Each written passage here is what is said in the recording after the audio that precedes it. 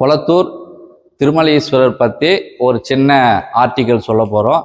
இந்த கொளத்தூர் சிவன் கோயில் வந்து கிட்டத்தட்ட வந்து 1500 வருஷம் கோயில்னு சொல்லி புராண வரலாறும் சொல்லுது. அதுக்கு அடுத்தபடியாக வந்து வரலாற்று சோடும் சொல்லுது, கல்வெட்டும் சொல்லுதுங்க.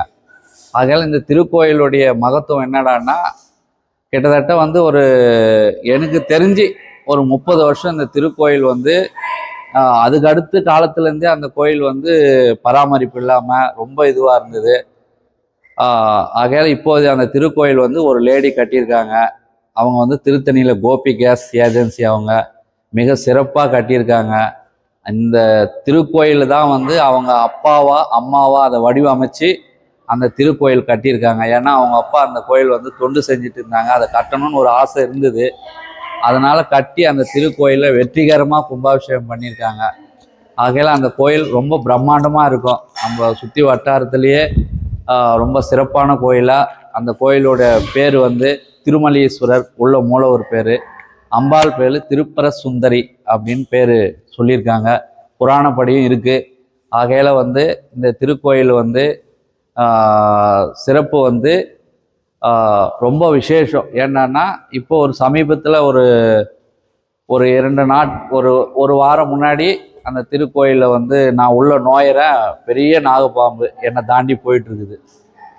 ஆகையால் அதே சுவாமி வணங்கிட்டு அப்புறம் உள்ளே போயிட்டு பண்ணுறேன், அங்கே ஒரு பாம்பு ஒன்று, அதுவும் வந்துட்டு நாகாலம்மா சுற்றி இருக்குங்க. அதுவும் ஒரு பெரிய விஷயம். ஆகையால் ஈஸ்வரன் நான் பண்ணியிருக்கிற காலத்தில் இருந்து பார்க்குறேன், ரொம்ப பிரம்மாண்டமாக இருக்கார். அந்த திருக்கோயிலுக்கு வந்து உங்களுடைய குறைகள் எதுவாக இருந்தாலும் நீங்கள் வந்து வேண்டுதல் பண்ணிட்டு போனீங்கன்னா கொஞ்சம் நல்லது நடக்கும். சுற்றி பிரகாரம் சுற்றி விநாயகர், அதுக்கடுத்து பரிகார மூர்த்தியான சுந்தர விநாயகர், நடன விநாயகர், அடுத்து தட்சிணாமூர்த்தி, லிங்கோத்பவர், நாகதேவதை இருக்குது. சுவாமிக்கு நேராக நாகதேவதை வச்சு பிரதிஷ்டை பண்ணியிருக்கோம்.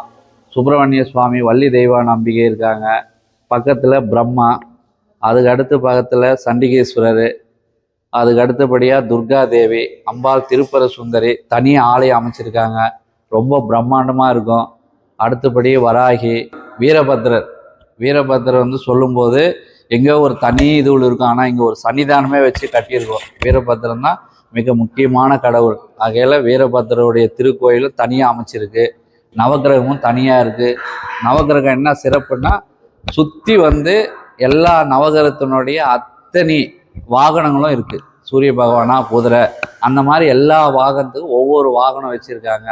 அவ்வளோ அழகாக அந்த சின்ன இதுவில் பண்ணியிருக்காங்க. அடுத்தபடியாக பைரவர் பிரம்மாண்டமாக இருக்கும். பைரவரும் அடுத்தபடியாக ராஜகோபுரம் மிக சிறப்பாக பண்ணியிருக்காங்க. ஆகையால் இந்த திருக்கோயிலோட அமைப்பு வந்து குசஸ்தலை ஆற்றங்கரை ஓரத்தில் அமைஞ்சிருக்கு. ஆகையால் பெரியோர்கள் இந்த கோயிலுடைய ஒரு உண்மையான விஷயம் என்னடான்னா, எனக்கு தெரிஞ்ச பெரியோர்கள் சொன்னது வந்து, நம்ம வந்து தஞ்சாவூர்லேருந்து மயிலாப்பூரில் இருக்கிற ஈஸ்வரர் கோயிலுடைய திருக்கோயிலில் இதை சுற்றி இருக்கிற அந்த ஆற்றங்கரை ஓரத்தில் இருக்கிற ஒரு சிவன் கோயில் நம்ம சுற்றினா கூட கிட்டத்தட்ட வந்து 1 கோடி லிங்கம் சுத்தத்துக்கு சமன்றதுக்காக தான் அந்த காலத்தில் பெரியோர்கள் வந்து அந்த ஆற்றங்கரை ஓரமாக வச்சுருக்காங்க. அந்த ஆற்றங்கரை ஓரமாக வைக்கப்பட்ட இந்த சிவாலயமும் வந்து மிக சிறப்பானது. ஆகையால் வந்து எல்லாரும் திருக்கோயில் வந்து தரிசனம் பண்ணி இறைவனுடைய அருளும் அம்பாளுடைய அருளும் பெற்று செல்லுமாறு உங்களை தாழ்மையுடன் கேட்டுக்கொள்கிறேன்.